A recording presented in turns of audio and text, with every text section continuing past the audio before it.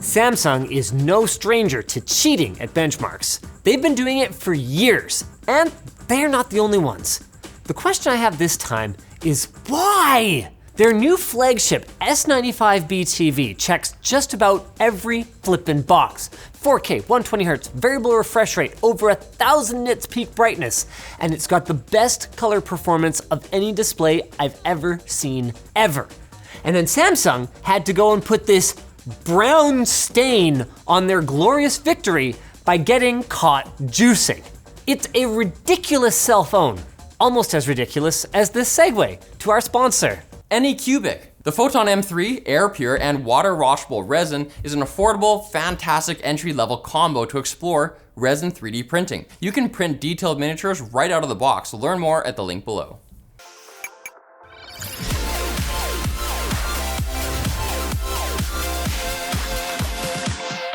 My first hands-on with Samsung's QD OLED or quantum dot OLED display technology was with Alienware's AW3423DW. And I said, when are the TVs with this coming? And here it is in all its glory. But while I'd like to start by saying it combines the amazing peak brightness of quantum dot with the perfect blacks of OLED with no apparent burn-in downside, instead, I have to address the scandal first. Vincent from HDTV Test, great channel by the way, discovered that while the S95B seems color accurate when reviewing it in a standard sized test pattern window, if you adjust it to something non-standard, the TV outputs a brighter image than expected. Or, I don't know, maybe it's just his unit. No, it's not. Ours came off the shelf from the local Best Buy, it was not provided by Samsung, and when we compared our 2% window tests to our previous ones at 10%, you can see right here the EOTF curve isn't followed nearly as closely, and we get major luminance errors when testing in HDR. This isn't what the content creator intended, and it shouldn't be happening. But it also doesn't mean that the image looks like garbage. The color accuracy enthusiasts in our office who wandered by during testing noted that it does look a little too vibrant when watching HDR content, but still walked away saying it looked amazing, even if they felt like something was ever so slightly off. As for SDR, it's quite accurate in the standard 10% window, netting us a Delta E average of 2.7 in filmmaker mode. But it gets even better. Samsung has a little trick up their sleeve if you have an iPhone or a newer Samsung phone. There's a DIY calibration option hidden away in the menus. So we paired a Galaxy S21 using the app and followed the instructions, netting us an average Delta E of just 1.7 in standard dynamic range, with our reds and purples standing out as our problem colors.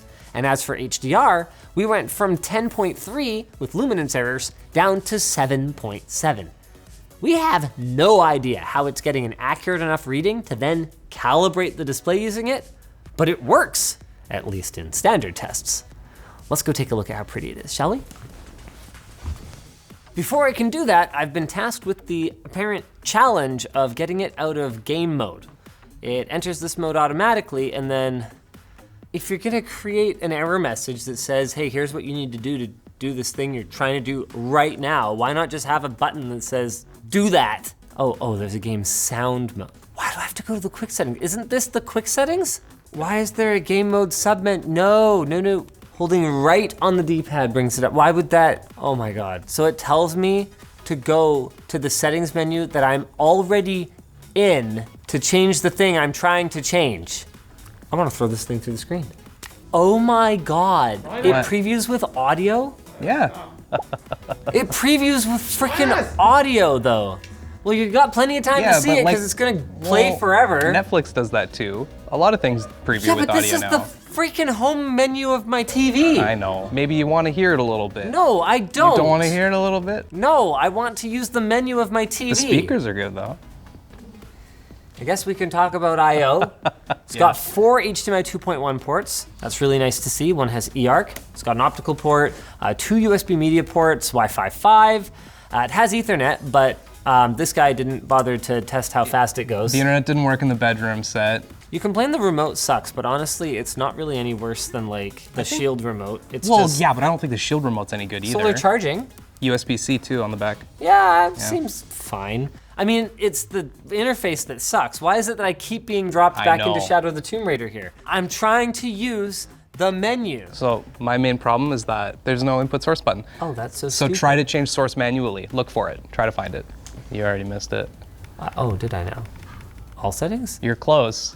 It's connected devices. Shut This up. took me way too long to find. And I don't understand why it's here instead of just like on the side when you bring up the menu. Like, why isn't there just like input 1, input 2, input 3 or whatever? That is so stupid. Yeah. And it keeps blanking. I know, it does that too. Now that there's like a PC that's got a game running, I think it's because there's something active on the signal. It's trying to pull you back into that active channel. But I'm doing things I know, right now. I know. I think once we play Contact on the Shield, it'll be like, okay, we're good. I can see why they didn't send us a review sample. Go to the Shield, connected devices. Oh my God. Where is it? How is it not in the... Why is Mark Strong in like everything I've looked at lately? I don't know. We came back after the weekend and found out Samsung pushed a firmware update on Monday that fixes the window size issue. As you can see, it's still not quite perfect, but it's significantly better than what we saw before. They don't get any kudos for this though, because this happened only after they got caught, and it never should have been sent to stores like this in the first place. So if you have an S95B and you want to get the latest updates, make sure you download the firmware from their site and install it using a USB flash drive. Auto Update was no help for us and kept telling us that 1204 was the latest and greatest update available. Thanks, Samsung. And also, thanks, Samsung. This is like a really good fire scene. Yeah, around here is fine. That's one of the things that QD OLED really excels at is extremely vibrant yellows. Yellow and red. A big part of the reason for it is that unlike traditional OLEDs, it doesn't have a white subpixel. So it doesn't need that to boost to max brightness. It can actually achieve its maximum brightness with individual colors. Wow, Yeah. that fire looks fiery. Yeah, this is the big one You can shot. really feel the cold. There's a lot of white on screen. And it's not dimming or anything, No, right? not even a little. The grass is super green still. And you've still got these those bright explosions. explosion flashes, and it looks like you can see every grain of dust and stuff in each of the clouds too. And of course, you get the absolutely perfect blacks in the bar, so you don't have any kind of distracting glow or anything. That was one of the things James really brought up when he went down to see the panel tech early, was that metal looks richer and more metal. Yeah, like look at the shine on that button on the left of his coat.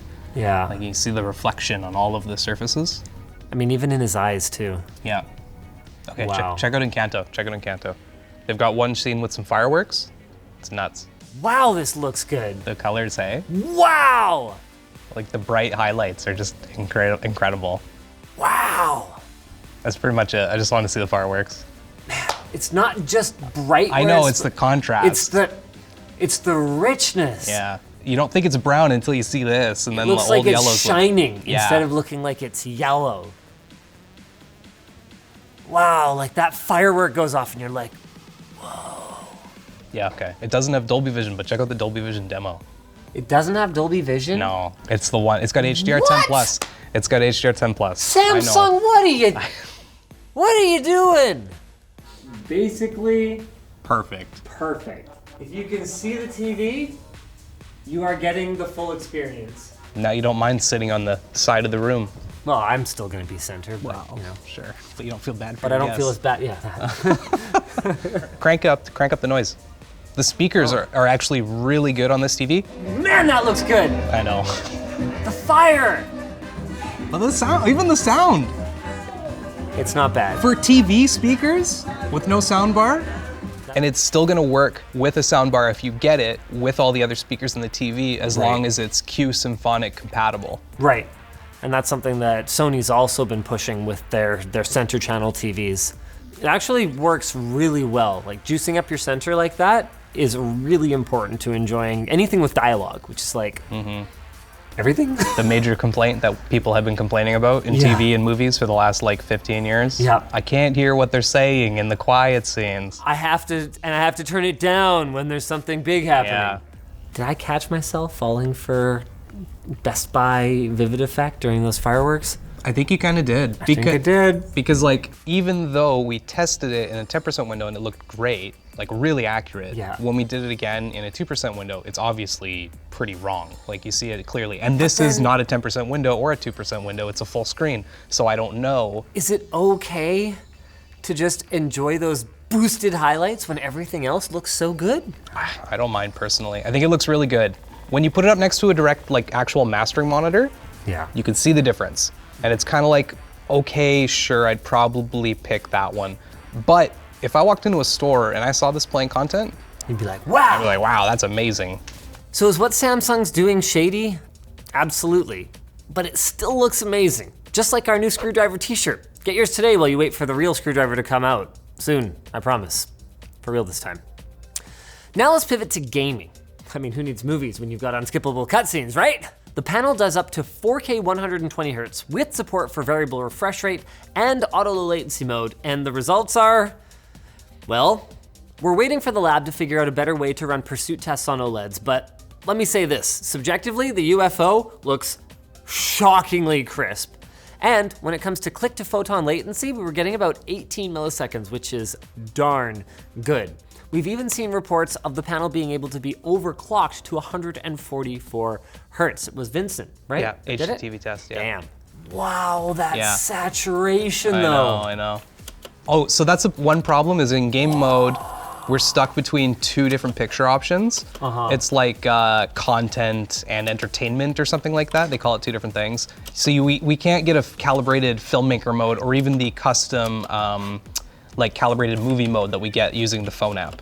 This is the kind of upgrade that you make where it makes all your old content new again.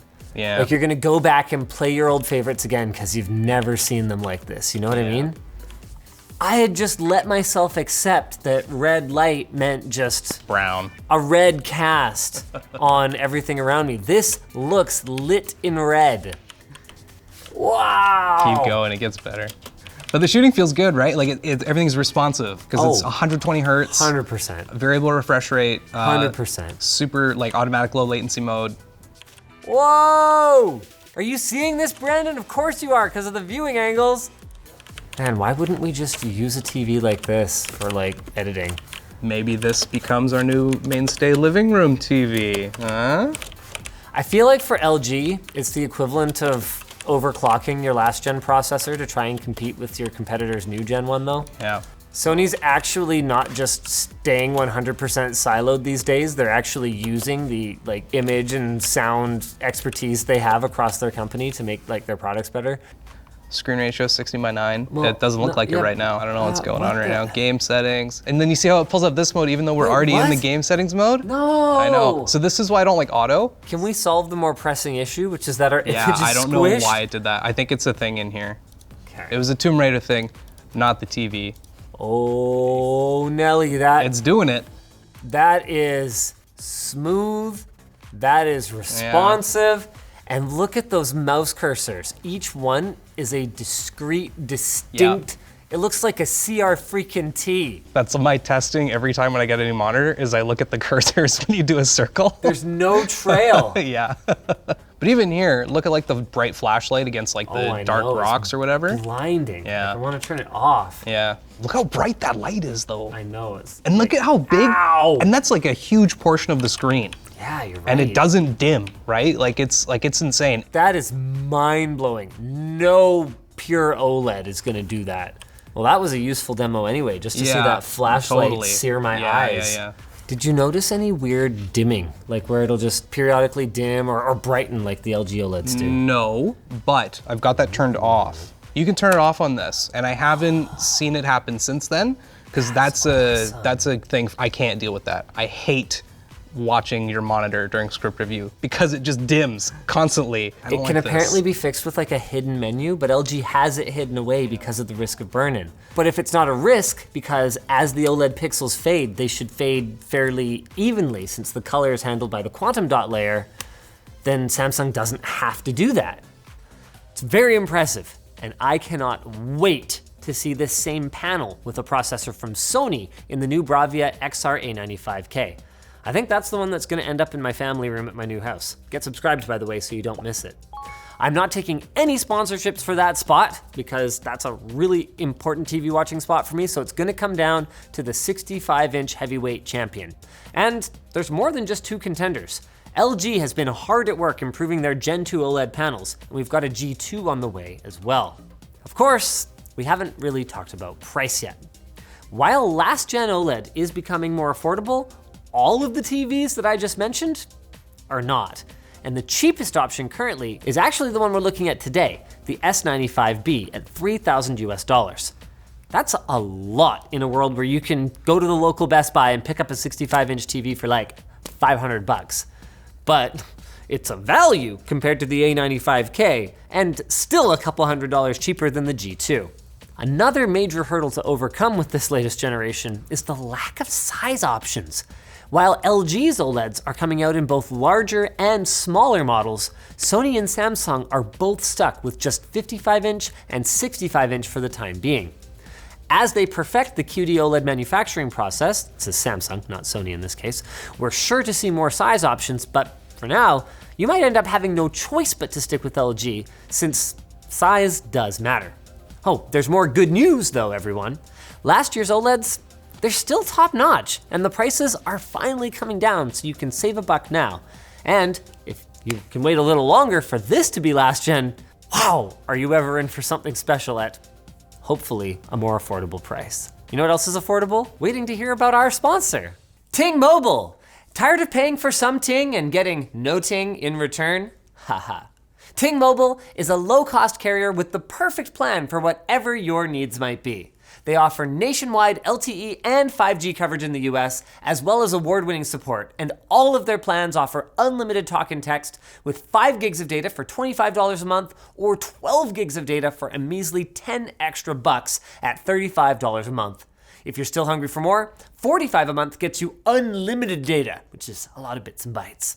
And if you're not a big data user, then worry not. Their Flex plans start at $10 a month with just $5 extra per gigabyte used. There's a reason that Consumer Reports named Ting Mobile their #1 carrier in the US. So check them out at linus.ting.com and get a $25 credit.